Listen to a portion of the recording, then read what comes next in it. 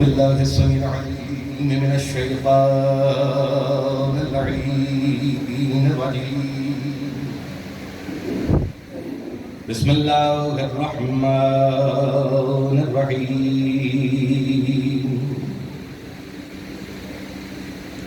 الحمد لله وكفى وسلام على عباده الذين اصطفى خصوصا على سيد الأنبياء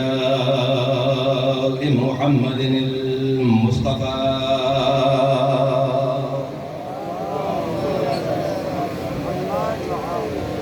المركب بالياسين والطه وعلى آله الطيبين الطاهرين المعصومين النجباء الشرفاء الذي نذهب الله عنهم الرجس وطهرهم تطهيرا.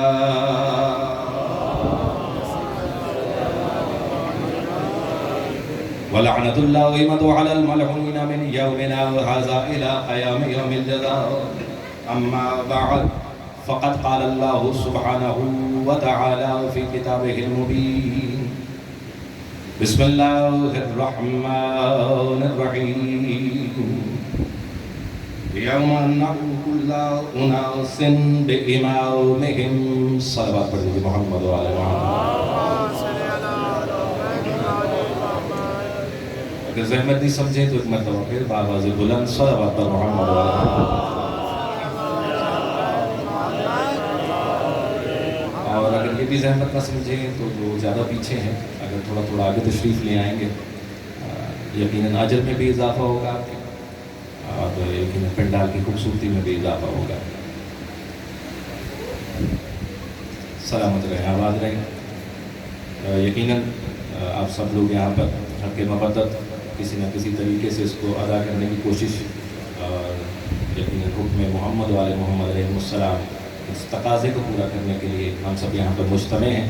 مالک آپ کی حاضریوں کو اپنی بارگاہ میں قبول و منظور فرمائے. پڑھنے والوں کا، سننے والوں کا، اپنی اپنی جو حاجتیں ہیں، جو دعائیں ہیں، ان کی قبولیت کے لیے ایک مرتبہ بلند تر صلوات پڑھتے محمد.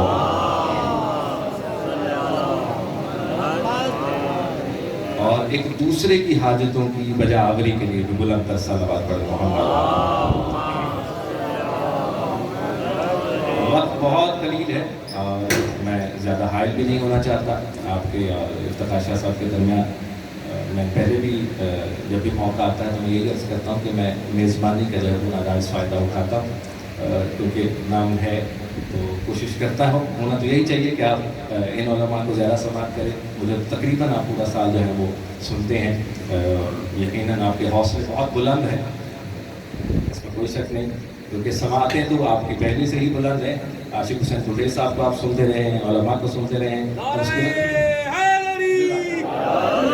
اس کے بعد مجھے تو سماعت کرنا ایک امتحان بھی ہوتا ہے، لیکن چونکہ در محمد والے محمد سے متمسک ہیں تو ان ہستیوں نے یہی بتایا ہے کہ اگر زینہ بڑھانا چاہتے ہو تو امتحان دیتے جاؤ. تو جب آپ مجھے سماعت کرتے ہیں آپ کا امتحان ہوتا ہے. اس کے بعد یقیناً جب آپ یہاں سے اٹھ کے جاتے ہیں تو کچھ نہ کچھ بلندی در محمد والے محمد پر بھی اور قرب محمد والے محمد بھی اضافہ ہوتا ہے. ایک دفعہ پھر صلوات پڑھتے ہیں محمد والے محمد. بہت ہی آپ کی سماعتیں مانوس ہیں. شاید سے ایک جز ہے جس کو میں نے تلاوت کرنے کا شرف حاصل کیا ہے اور اکثر علماء سے آپ اس کے بارے میں سماعت کرتے رہتے ہیں. وہ چند ایک جملے ہیں جو آپ تک پہنچانے ہیں. قرآن مجید کے اندر خدا بند متعال فرما رہا ہے کہ اس دن ہم پکاریں گے، بلائیں گے.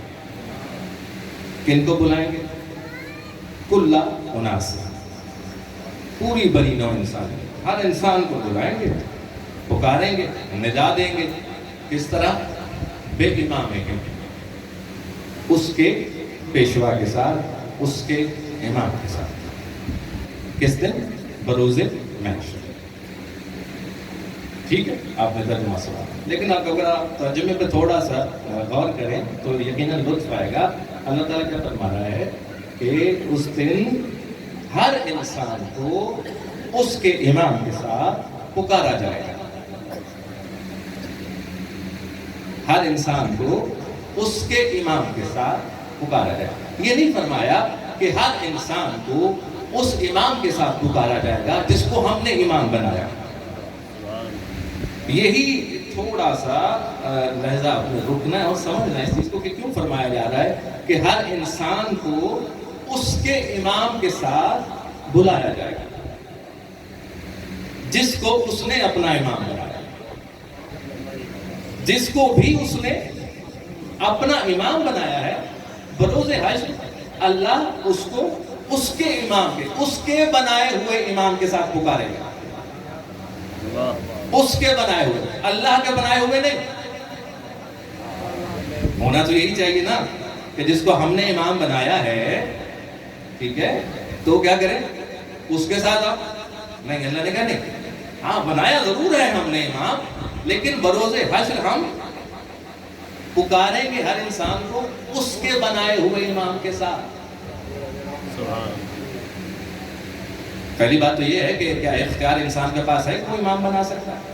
دیکھیں بڑی سادہ سی بات ہے, نوجوان اس سے یقیناً لطف اندوز ہوں گے, بزرگ ان چیزوں کو بڑے بہتر طریقے سے جانتے ہیں. دو چیزیں ہیں جس کے اوپر اسلام بیس کر رہا ہے, ٹھیک ہے. کیا چیز ہے؟ اصول اور فروع. اصول دین اور فروع دین. امامت کا تعلق ہمارے ہاں کس چیز میں ہے؟ اصول دین میں, ٹھیک ہے. دوسرے کہیں بھی اصول کے اندر امامت شامل نہیں ہے. ہمارے ہاں تشیع اثنا عشری فقہ جعفریہ کے اندر کیا ہے مسئلہ؟ امامت جو ہے وہ اصول میں شامل ہے. اصول کے اندر امامت ہے اور فروع یقیناً آپ کو سب جانتے ہیں. اچھا, اصول اور فروع کے اندر فرق ہے. اصول اور فروع کے اندر یقیناً آپ لطف اندوز ہوں گے اس جملے سے بھی. اصول اور فروع کے اندر فرق اتنا سا ہے, اصول وہاں سے آتا ہے ہم نے قبول کرنا ہے, فروع یہاں سے جاتا ہے اس نے قبول کرنا ہے. نہیں سمجھے؟ اصول وہاں سے آئیں گے, اختیار نہیں ہے میرے اور آپ کے پاس, ٹھیک ہے. فروع یہاں سے جائے گا, نماز آپ پڑھیں گے یہاں پر, ٹھیک ہے, اس کی مرضی قبول کرے نہ کرے, ایسے ہی ہے. روزہ رکھیں گے آپ یہاں پر, یہاں سے بھیجنا نا بابا جی, ٹھیک ہے, یہاں سے روزہ رکھ کے بھیجنا ہے, اس کی مرضی قبول کرے نہ کرے. حج کر لیا ہے, صاحب استطاعت تھے آپ, چلے گئے, پہنچ گئے, چکر کاٹ آئے, مرضی اس کی قبول کرے نہ کرے. زکوٰۃ دی, مرضی اس کی قبول کرے نہ کرے. اللہ کی راہ میں جہاد کیا, جیسا بھی کیا, ٹھیک ہے, چھپنے کے لیے جہاد کیا یا لڑنے کے لیے جہاد کیا, جیسا بھی کیا, مرضی اس کی قبول کرے یا نہ کرے. تو فروع یہاں سے جاتا ہے وہاں پر, اور اس کی مرضی کہ قبول کرے یا نہ کرے, ٹھیک ہے. یا بالکل سمجھتے ہیں, اصول آتا ہے وہاں سے, اصول آتا ہے وہاں سے, اس کو ماننا ہے میں نے اور آپ نے. اصول میں اور آپ بنا نہیں سکتے, حقیقت ہے میں اور آپ اصول بنا نہیں سکتے. اصول کو قبول کرنا ہے, ماننا ہے, ٹھیک ہے. یہاں سے بھیجنا ہے اعمال کو, وہاں سے اصول کو قبول کرنا ہے. میں یہ عرض کر رہا ہوں کہ ہمارے ہاں امامت کا مسئلہ اصول کے اندر ہے, فروع کے اندر نہیں ہے. ہم یہاں سے بنا کر نہیں بھیج سکتے, اور اگر کسی نے اس کو فروع میں رکھ لیا ہے تو پھر شاید یہی بات ہو رہی ہے کہ نماز پڑھ کے بھیج رہے ہیں, قبول ہو یا نہ ہو اس کی مرضی. روزہ بھیج رہے ہیں, قبول ہو یا نہ ہو اس کی مرضی. حج کر رہے ہیں, قبول کرے یا نہ کرے اس کی مرضی. امام بنا لیا ہے, ایک اختیار آپ کے پاس ہے ہی نہیں اور آپ نے اس کا استعمال کر لیا. تو اسی لیے کہا کہ جو تم نے بنایا اس کے ساتھ بلائیں گے. اور یہ امامت کیا چیز ہے, میں بہت ہی مختصر ہے چونکہ وقت, میں بہت ہی جلدی سے اس کو سمیٹنا بھی چاہتا ہوں. کچھ نہ کچھ یہ ہے کہ حق بھی ادا ہو جائے, نوجوان کے دامن میں کچھ آ جائے. امام جعفر صادق علیہ السلام,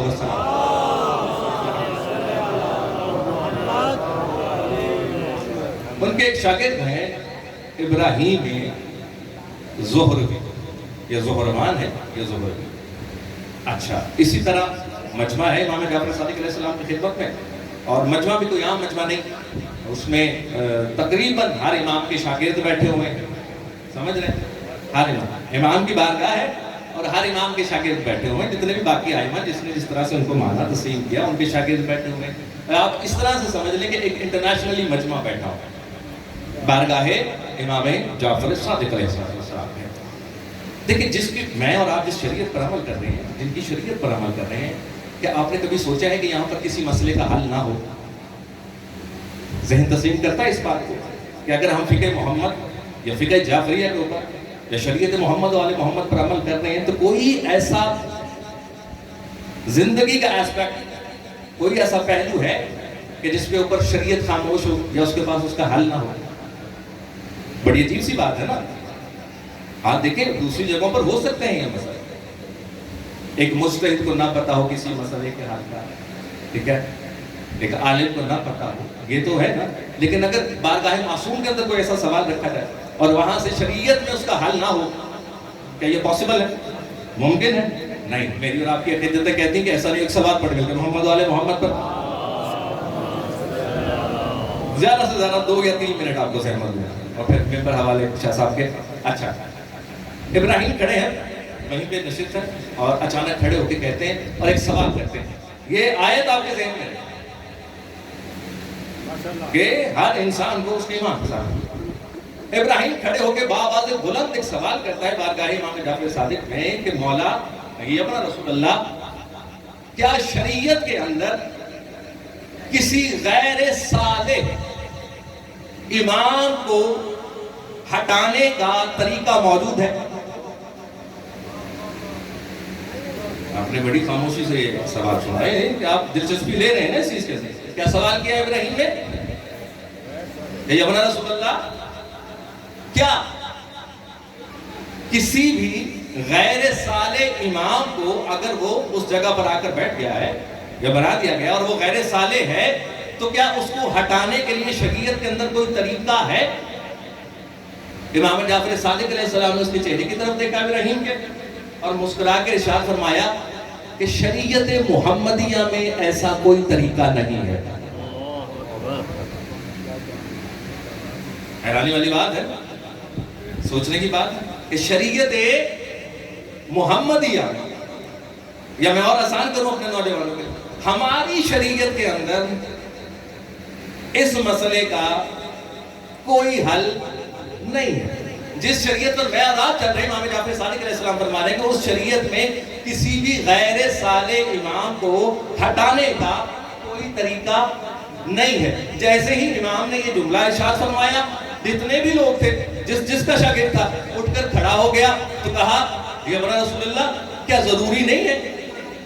کیا یہ اہم چیز نہیں ہے کہ کیا اس کا حل نہیں ہونا چاہیے کہ اگر کوئی غیر صالح امام کی جگہ پر ہے تو اس کو ہٹانے کا شریعت کے اندر طریقہ ہونا چاہیے کہ نہیں ہونا چاہیے؟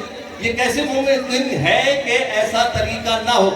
امام جعفر صادق علیہ السلام نے ان سب کے چہروں کی طرف دیکھا اور ایک جملہ ارشاد فرمایا، یقیناً آپ بھی لطف لیں گے، جملہ میرا نہیں، جملہ جعفر صادق کا ہے۔ ایک دفعہ دیکھ کر کہتے ہیں کہ امام کبھی غیر صالح ہو ہی نہیں سکتا۔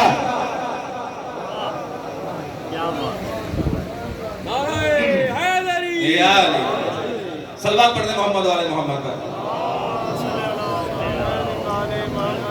طریقہ وہاں پر بنایا جاتا ہے جہاں پہ یہ گنجائش ہو کہ کسی غیر صالح کو بھی امام بنا لے۔ امام جب بھی آئے گا ہماری شریعت، دین محمد مصطفیٰ، شریعت محمد کے اندر امام کبھی بھی غیر صالح نہیں ہو سکتا۔ امام کے لیے شرط ہے کہ وہ صالح، اور خدا کا شکر ہے آپ سب بہت چنندہ لوگ ہیں، آپ پر بہت خاص کرم اور مہربانی ہے کہ کبھی آپ کے لیے یہ مشکل وقت نہیں آیا کہ آپ کو امام بنانا پڑے۔ بڑا لطف ہے آپ کا خالق کا آپ کے اوپر، آل محمد علیہ السلام کی بڑی مہربانی کہ آپ کو کبھی اس کسوٹی سے گزرنا نہیں پڑا کہ آپ کو امام بنانا پڑا، لیکن دنیا نے بنائے امام، اور خدا انہی اماموں کی بات کر رہا ہے کہ جن کو تم نے امام بنایا ہے ان کے ساتھ تمہیں روز حشر ندا کی پکارا جا رہا ہے۔ الحمدللہ کہ تشیع کے اندر، دین محمدیہ کے اندر غیر صالح کو امام نہیں۔ یہ بڑا مسئلہ ہے، بڑی بات ہے۔ حسین جب نکلے ہیں یزید کے خلاف اور جن باتوں کے اوپر حسین نے جہاد کا ارادہ کیا ہے یا خروج کا ارادہ کیا، کیا ہے وہ چیزیں؟ کہ یزید شراب پیتا تھا، ریشمی کپڑے پہنتا تھا، سونا پہنتا تھا، حلال محمد کو حرام کر رہا تھا، حرام محمد کو حلال۔ ایک سوچنے کی بات ہے، کیا وہ یہ ریشمی کپڑے حسین کے سامنے پہنتا تھا؟ سوچنے کی بات ہے کہ جب مولا حسین اس کے سامنے جاتے تھے تو وہ ریشمی کپڑے پہن کے بیٹھ جاتا تھا، یا مولا حسین اس کے سامنے جاتے تھے تو وہ سونا پہن کے آ جاتا تھا؟ کیسے کرتا تھا؟ سمجھ رہے ہیں بات؟ حسین کے سامنے کرتا تھا کیا کہ حسین اس کے خلاف خروج کرنے کے لیے تیار ہے؟ نہیں، یہ انہی کے سامنے کرتا تھا کہ جن کو جنہوں نے اپنا امام بنا لیا تھا۔ دیکھیں میں یہاں پر کھڑا ہوں، ابھی افتخار بھائی آئیں گے، مجھ سے پہلے عارف صاحب پڑھ کے جا چکے یا اس سے پہلے بابا جی نے ذکر محمد و آل محمد کیا۔ آپ نے دیکھا کہ خاص لباس ہے، حالانکہ یہ کوئی کوڈ نہیں ہے اس جگہ کا، اس میں آپ پینٹ شرٹ میں بھی مجلس پڑھ سکتے ہیں، لیکن اگر کوئی شخص پینٹ شرٹ پہن کر یہاں پر مجلس پڑھے، نوجوانوں کے لیے فوڈ فار تھاٹس ہے، سوچئے گا اس چیز کے اوپر۔ اگر یہاں پر کوئی کھڑا ہو کے اس ممبر حسین پر کھڑے ہو کے پینٹ شرٹ میں مجلس پڑھے تو مجلس تو ہو جائے گی، لیکن آپ کو کیا محسوس ہوگا؟ تھوڑا عجیب محسوس ہوگا۔ سمجھ رہے ہیں بات؟ کیونکہ آپ نے ہمیشہ یہاں پر کن کو دیکھا؟ یا شلوار قمیض میں، یا شیروانی کے اندر ہے، یا ابا کے اندر ہے، سر پر عمامہ ہے، آپ نے ہمیشہ ان لوگوں کو دیکھا۔ لیکن جیسے کوئی پینٹ شرٹ پہنے ہوئے شخص یہاں پر آ کر مجلس پڑھے گا، آپ سنیں گے ذکر محمد و آل محمد ہے، لیکن آپ کو تھوڑا سا عجیب محسوس ہوگا۔ لیکن اگر کسی کو یہاں پر پینٹ شرٹ پہن کر مجلس پڑھنے والے کے بارے میں عجیب محسوس نہ ہو تو اس کا کیا مطلب ہے؟ کہ اس نے پہلے بھی کسی کو ایسے دیکھا ہے۔ میرا خیال ہے کہ میں کہیں لے کے چلا گیا ہوں، کہیں پہنچایا ہے میں نے اپنے نوجوان کو کہ یہاں پر پینٹ شرٹ اگر پہن کے اور آپ متعجب نہیں ہیں، آپ کو تحیر نہیں ہے، آپ کو حیرت نہیں ہو رہی، اس کا مطلب ہے آپ اس سے پہلے بھی کسی کو ایسی حالت میں دیکھ چکے ہیں۔ یزید جو کچھ کر رہا تھا وہ حسین کے سامنے نہیں کر رہا، لیکن جس نے بیعت کی تھی اس کو وہ ٹھیک لگ رہا تھا، اس کو حیرت نہیں ہو رہی تھی، اس کو اجنبی محسوس نہیں ہو رہا تھا کہ اگر کوئی ریشمی کپڑے پہن کر اس نشست پر آ کر بیٹھ جائے، ہاتھوں میں سونا ہو اور نشست پر آ کر بیٹھ جائے، حلال کو حرام یا حرام کو حلال کر رہا ہو اور نشست پر آ کر بیٹھ جائے، لوگ متحیر نہیں ہیں، بیعت کر رہے ہیں۔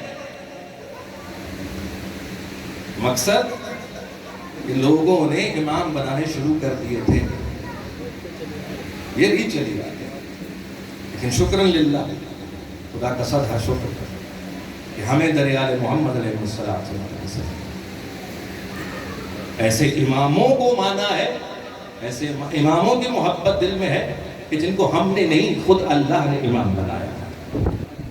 وقت ہوتا تو یقیناً اس کے اوپر اور مزید گفتگو ہوتی، لیکن بس میں پر حوالے کروں۔ اور آج جس امام کی شہادت کا تذکرہ ہے وہ سید السابقین تھی، وہ زین العابدین۔ کیا مصائب ہیں اس امام کے؟ یقیناً 30 سے 35 سال، کچھ روایات 40 سال امام نے خون رویا ہے۔ مصائب آپ سنیں گے انشاءاللہ، گریہ کریں گے۔ 3 مقامات ہیں کہ جہاں پر سید سجاد کی آنکھوں سے جو خون جاری ہوتا تھا وہ زیادہ ہو جاتا۔ کچھ تکلیفیں ایسی ہیں سید سجاد کی کہ مرتے دم تک سید سجاد اس کو بھلا نہ سکے، اور اس میں یقیناً ایک سب سے بڑی الشام۔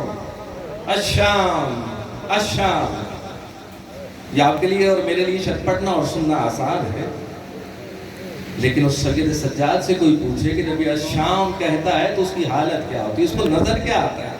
سید سجاد کو اور کچھ نظر نہیں آتا، مجمع نظر آتا ہے ایسے مسلمانوں کا کہ جو کلمہ رسول کا پڑھتے ہیں، جو جانتے ہیں کہ یہ حرم ہے تو یہ کن کے حرم ہیں، لیکن ان کو اس حالت میں پیش کیا گیا کہ سروں پہ ردائیں نہیں ہیں، رسن بستہ ہے اور یہ رسول کا بیٹا توق اور بیڑیوں کے قید ہے۔ ایک اور مقام ہے جہاں سید سجاد کہتے ہیں کہ سید سجاد جب بازار سے گزرتے تھے نا، اور اگر کسی قصاب کی دکان کے پاس سے گزرتے تھے تو وہ جلدی سے گوشت کے اس پارچے کو ڈھک دیتا تھا، ڈھک دیتا تھا۔ سید سجاد قریب جاتے تھے اور اس سے پوچھتے تھے کہ جو تم نے جانور کا گوشت رکھا ہے، جب اس کو ذبح کیا تھا اس کو پانی پلایا تھا؟ یہ غربت ہے سید سجاد کی۔ قصاب سے پوچھ رہا ہے سید سجاد کہ اس کو پانی پلایا تھا؟ قصاب کہتا تھا یہ ابن رسول اللہ، ہم اس وقت تک جانور کو ذبح ہی نہیں کرتے جب تک 3 مرتبہ اس کو پانی نہ پلا لیں۔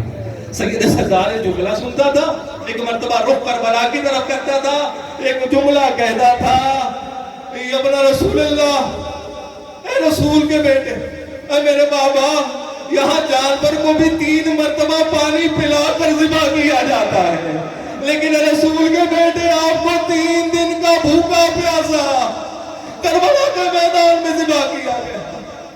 سید سجاد جب بھی گزرتے ہیں بازار، جب بھی گزرتے ہیں کچھ نہ کچھ ایسا دیکھتے، کہتے کھانے کو دیکھتے تھے سید سجاد روتے تھے، پانی کو دیکھتے تھے سید سجاد۔ پوچھنے والے نے پوچھا مولا جب آپ کھانا دیکھتے ہیں تو روتے کیوں، گریہ کیوں کرتے؟ سید سجاد ایک مرتبہ سینے پر ہاتھ رکھ کے کہتے تھا جب کھانا دیکھتا ہوں نا کربلا کے بھوکے یاد آ جاتے ہیں۔ سجاد کی آنکھوں سے آنسو اس لیے زیادہ ہو جاتے کہ کربلا کے بھوکے، کہتے جب پانی کو دیکھتے مولا گریہ کرتے، کہتے پانی کو دیکھ کے گریہ کیوں نہ کروں، جب بھی پانی دیکھتا ہوں کربلا کے پیاسے یاد آتے ہیں، اور ان سب پیاسوں میں ایک ششماہا یاد آتا ہے جس کو میرا بابا اپنے ہاتھوں پر اشکیا کی فوج کے سامنے لے کے گیا کہ دیکھو دشمنی مجھ سے ہے، اس کو ایک گھونٹ پانی پلا دو۔ پانی دیکھتا ہوں آنکھوں سے خون بڑھتا ہے کہ اس ششماہے کا کیا قصور تھا، کوئی تو ہوتا جو اس کو دو۔ اللہ